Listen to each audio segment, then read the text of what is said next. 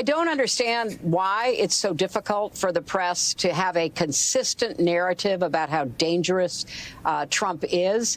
We can't go back and give this very dangerous man another chance to do harm to our country and the world. Thing from the Trump campaign about toning down the rhetoric, toning down the violence, or would that be atypical of the former president?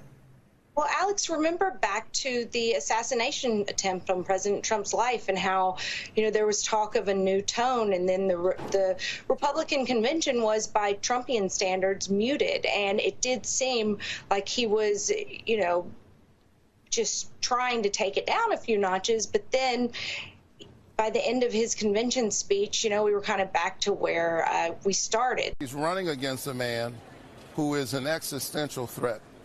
Donald Trump is a plague on the American conscience and the American nation. Donald Trump is an existential threat to whom the antidote is Joe Biden. I think that Donald Trump is the most grave threat that we will face to our democracy in our lifetime. We have to make the case Donald Trump does continue to pose an existential threat to our democracy. Trump is an existential, urgent threat to our democracy. Donald Trump cannot be president again. He's an existential threat to democracy. We got to focus on the greatest threat to American democracy that we have ever seen, and that is in Donald Trump. That was Saturday at a rally in Florida. Trump was asking supporters to raise their hands, vowing to vote for him in the March 15th primary. But that led to headlines like these, where some compared that moment to something that might have happened at a rally in Nazi Germany.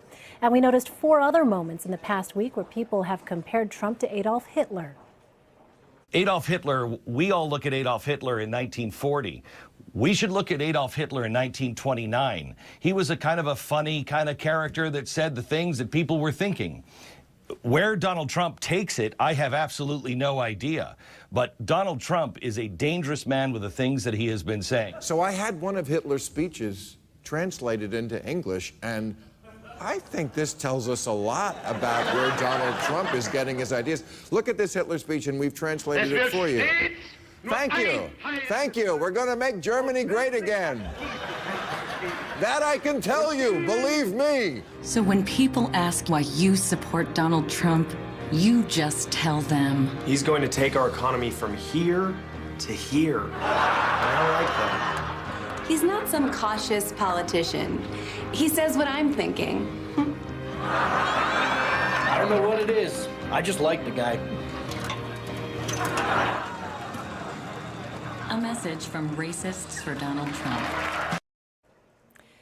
Comedian Louis C.K. wrote this in an email to fans. Please stop it with voting for Trump. It was funny for a little while, but the guy is Hitler. And by that I mean that we are being Germany in the 30s. Do you think they saw the expletive coming? Hitler was just some hilarious and refreshing dude with a weird comb-over who would say anything at all. I called former President Trump. And you can think what you want about Trump. He does not have many more full-throated critics of what he says and does than me. Okay? And yet I called him today because I am ashamed of how we are responding and not responding to the threats on him. And I feel for his family. I don't know how he stays in the race.